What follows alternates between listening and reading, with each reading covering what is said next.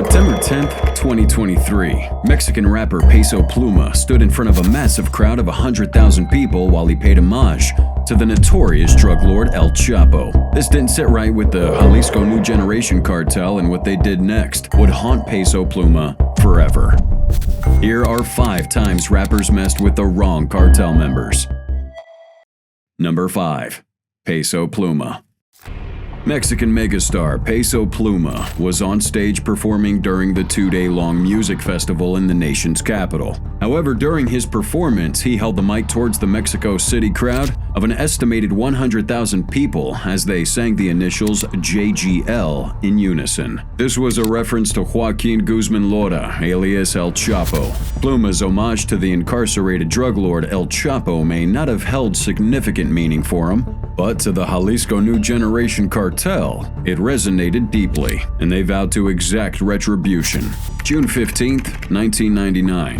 Pluma, real name Hassan Emilio Cabandelaya, was born in the municipality of Zapopan, Jalisco, Mexico. Keep in mind that the state of Jalisco is home to the CJNG. But unlike other teenagers his age, Peso Pluma never got involved with cartels, at least not yet. He began playing the guitar at the age of 15, watching YouTube videos. Then later on, he started writing songs in a diary. He found inspiration for his songs in the work of Chalino Sanchez and Ariel Camacho, 2 singers of narco corridos, which tell stories about the Mexican drug trade. If there's one thing you should know about the narco corridos genre of music, it's that the singers often become targets of high-profile drug lords, especially when an artist glorifies their enemies. But being born in and around violence, Peso wasn't about to get himself trapped in the middle of any animosity, so he found his own sound and had a major breakthrough across the borders of Mexico in July 2022. Genesis, his 3rd studio album, made its debut on the Billboard All-Genre Album chart at number 3, the highest position ever for an album of regional Mexican music, along with getting billions of streams on Spotify. Pretty impressive, right? Well, yeah, but at the same time, Peso Pluma glorified El Chapo in a few songs, and it got him into a lot of trouble. In the song Siempre Pendientes, which translates to Always Ready, Pluma sings in first-person style about the life of a Sinaloa cartel member who guards El Chapo. This didn't sit well with the CJNG, who felt Pluma was using his rapid rise in the music industry to glorify their #1 rival. So, they decided to send a warning. September 12, 2023.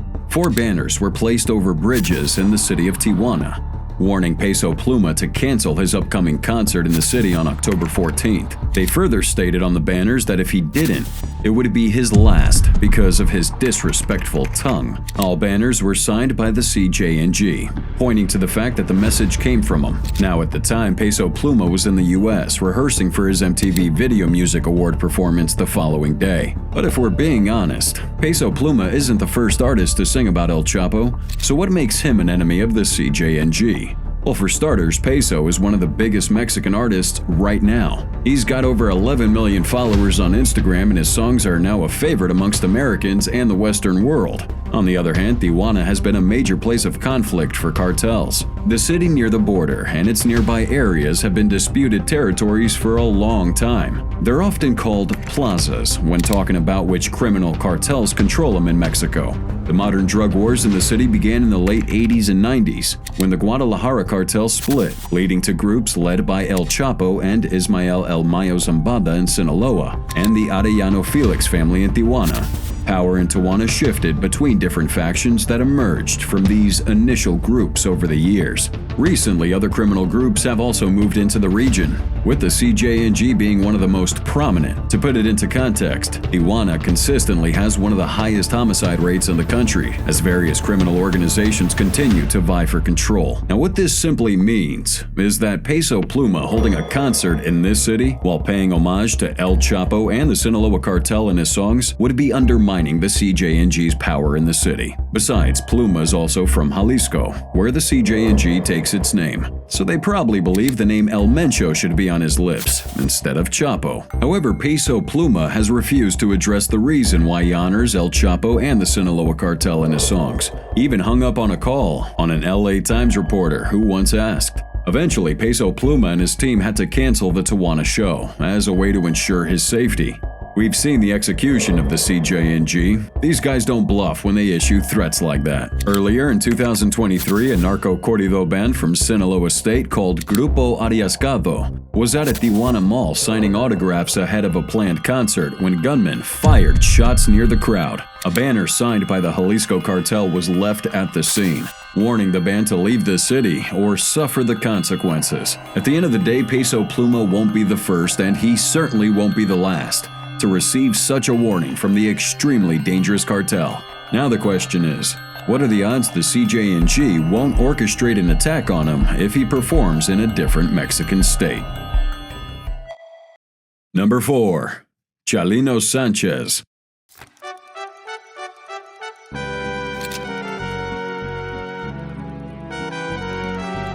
That was the iconic Chalino Sanchez reading the death note handed to him during his last performance in Mexico. He wiped the sweat off his forehead and looked around him in fear of what was to come next.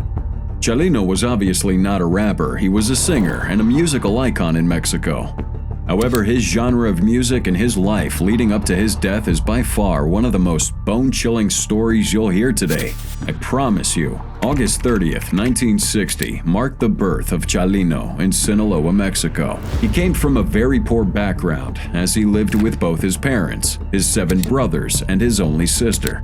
He was also a very mischievous child and did a lot of bad things to survive. In 1975, when Chalino was just 15, his sister was kidnapped, raped, and then sent home naked by several men. Chalino swore to seek revenge for his sister. He knew that a local man named El Chapo Perez was one of those responsible. 4 years later, his opportunity for retribution arrived. He was at a party when he saw Perez carrying a gun. He approached him and shot him at very close range, instantly ending his life. A gunfight erupted and Chalino managed to escape. However, Perez's men saw his face, so he couldn't go back home. Chalino ran away from Sinaloa that night, but by morning, the troubles that would eventually lead to his death began. He moved to Tijuana, where he was helping Mexicans cross into the US. Eventually, Chalino himself would cross over and move to LA, where he dealt with small quantities of marijuana and cocaine with one of his brothers. However, by the time he moved back to Mexico, his brother was killed. He was arrested and jailed for about 18 months. But listen closely, because this is when Chalino began writing narco-corrido songs, glorifying the life of drug traffickers. Controversial? Yeah, but at the time, no other artist was doing it, so it made Chalino very famous. Once he got out of jail, he traveled back to LA. He hired a band to record his music and went on to play live at packed venues in the city. In 1989, Chalino recorded his first 15 songs and revolutionized the music scene in LA and Mexico. He was making millions of dollars, selling out shows all around Mexico. But one show in particular made Chalino realize his days may be running out. January 25th, 1992, Sanchez was performing at the Plaza Los Arcos restaurant and nightclub in the desert city of Coachella. While on stage, he was taking song requests from the audience when a man named Eduardo Gallegos climbed up and made a request. Immediately, when he got on stage, he took out his pistol and shot Chalino 4 times. Chalino in turn pulled out his pistol and shot back. Took a hit to the armpit, however, he survived. But from that moment on, he knew that any show he did next could be his last. Due to the Coachella incident, Chalino sold the rights to his music to a record label, using the money for a down payment on a house for his wife and 2 kids. To complete the payment for the house and to leave his family with a fortune in case anything happened to him, Chalino accepted a gig to perform in the dreaded city of Culiacan.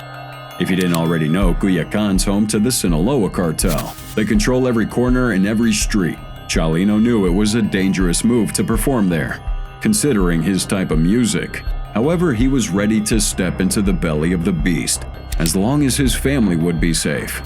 Sadly, he would not survive. May 15th, 1992. Despite warnings from his family, friends, and even death threats, Chalino went on to perform at Salon Bougainvilleas in Culiacan. In what seemed like deja vu, a fan pushed their way to the front of the stage to hand Chalino a song request.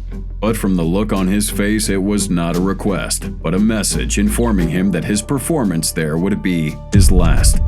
You can see the fear on his face the moment he read that note. Regardless, he continued singing. After the show, he left with his 2 brothers, a cousin, and several young women. On their way home, they would be stopped by armed men in Chevrolet Suburbans claiming to be police. One of the men flashed his badge and said to Chalino, "My comandante needs you." Chalino and his brothers tried to offer the men money since it wasn't uncommon for Mexican police to accept bribes. Unfortunately, they refused the offer. Chalino gave himself up to the men and they sped off with him. 12 hours later, 2 farmers stumble across a man in a ditch with rope marks around his wrists and 2 bullet holes in the back of his head. It was Chalino Sanchez. But who killed him? An investigation would be carried out, but nothing would turn up. The massive corruption in Mexico likely played a role in the unsolved mystery, but according to close sources, there are 3 main suspects to hold responsible. First, we have El Chapo Perez's associates, seeking retribution for a past murder that had forced Chalino to flee Mexico.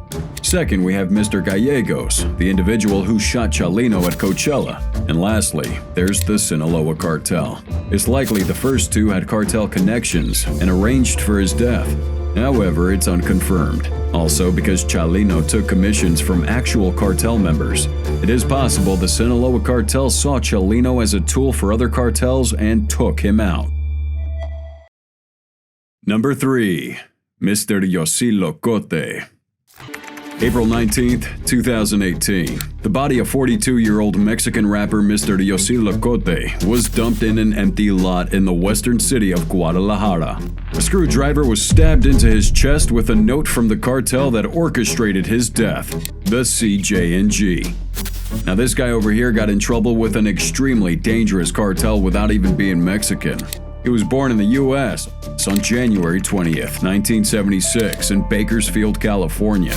However, along the line, Mr. Locote found himself in the city of Guadalajara, Mexico, where he joined a street gang and also delved into rap. My Mexican friends in the building would definitely know his 2 iconic songs, Palazos and Esto Es En Serio. Now these were the songs that put him on the map as one of the biggest rappers in the country. He was an OG in the game. He rapped about his experiences on the street in a very honest way, kinda like Mexico's Snoop Dogg. And I mean that in a very good way. But the biggest mistake he would make during his life is associating himself with one of the CJNG's biggest enemies. And no, it was not El Chapo or the Sinaloa Cartel. It was the hardened criminal and drug lord El Cholo. Now before I say anything else, I want you to really understand something here. Mexican street gangs, mafiosos, and cartels all operate different corners of the criminal underworld. They may come across a dealing or 2, but they're all separate entities, and they barely cross each other's boundaries. However, when they do, things get heated, and people die. And that's exactly how Mr. Yos Loot found himself killed. Now, he was a member of LA street gang Florence 13. They would soil their hands in white powder drug smuggling, and with the blood of hundreds of murders they've orchestrated. And although the gang operated in LA, a Mexican chapter was established after the US launched Operation Joker's Wild, deporting hundreds of these gang members back to Mexico and indicting a lot more federal charges. Mr. Yos Loot was a high-ranking member of Florence 13. Despite being a hip-hop star, he aligned himself with another group called the Sureños, a Southern California gang linked to the Mexican Mafia. They would flaunt blue bandanas associated with the Sureño gangs and adopted what is known as the Cholo dress code, which involves carrying shaved heads and wearing baggy tees. However, as I explained, the cartels don't necessarily bother themselves with the affairs of street gangs. But after US rap label Circulo Asesino signed Mr. Yos Loot, and he released his first album in 2012 titled 13 Hood Rules, things would fire up. The Florence 13 fought to gain more territory in Guadalajara, and at the same time the CJNG were relatively new to the city. Now these guys were behind massacres. They had deadly ambushes of security forces, and even rocket launcher attacks on several military choppers. But the one thing that CJNG did to calm the storm was kidnap Mr. Yos Loot April 17, 2018, 2 days before his lifeless body was found. Mr. Yos Loot was kidnapped from a local market in Guadalajara. His kidnap was orchestrated by the CJNG, and as much as I hate to say it, that was a very calculated move from the cartel. They knew one of the major reasons behind the sudden rise of the street gang in the city was because of Mr. Lacote's influence in the area.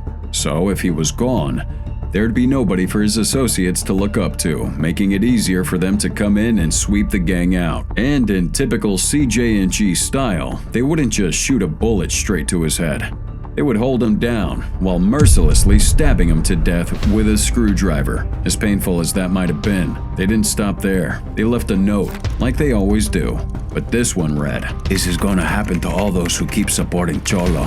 While fans demanded justice, no one has been charged with this murder. And although the death of Mr. Yos Loot sparked domestic media interest, it'd be nothing compared to the storm of global attention that stirred the following week with the arrest of another rapper named QBA. Number 2. QBA.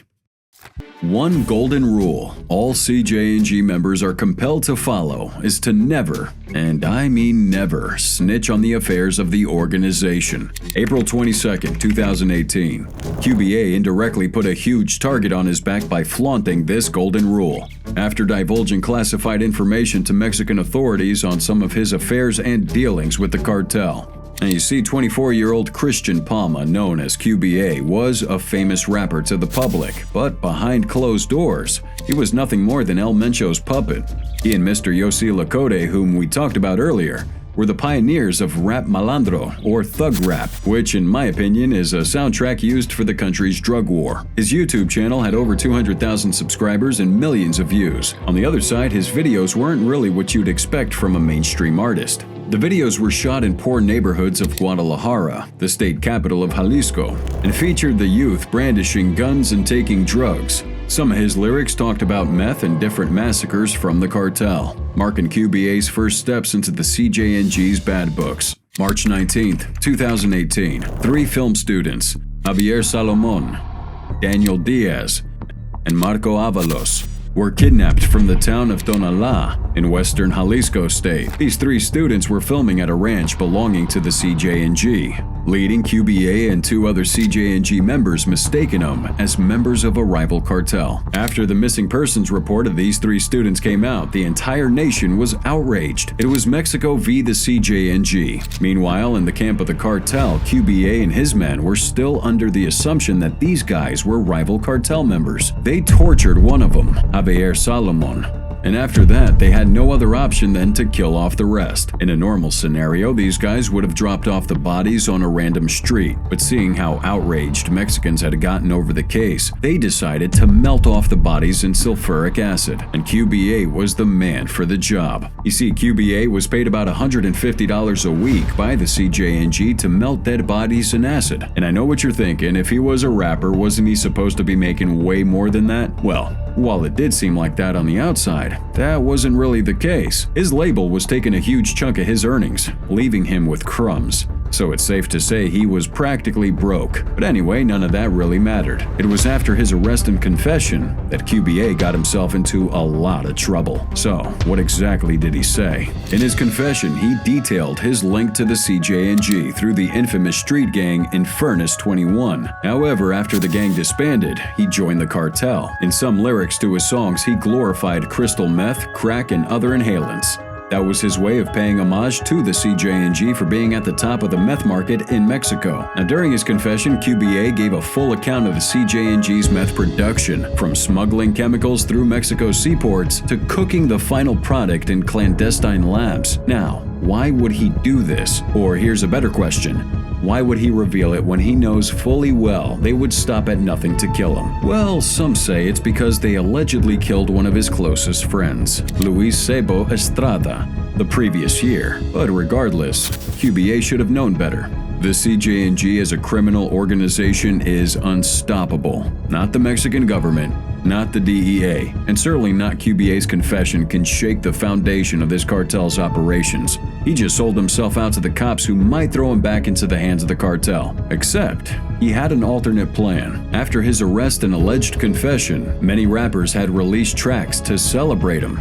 The most popular of these was Free QBA. by A.B. Perez, another rapper who was himself arrested on a double murder charge in July 2018. QBA is now seen as the messiah of hip-hop in Mexico. He has set an example with himself that not the cartel nor the Mexican government can take away his truth. Right now, he's at Guadalajara's Puente Grande prison, where he could face the max penalty of 140 years.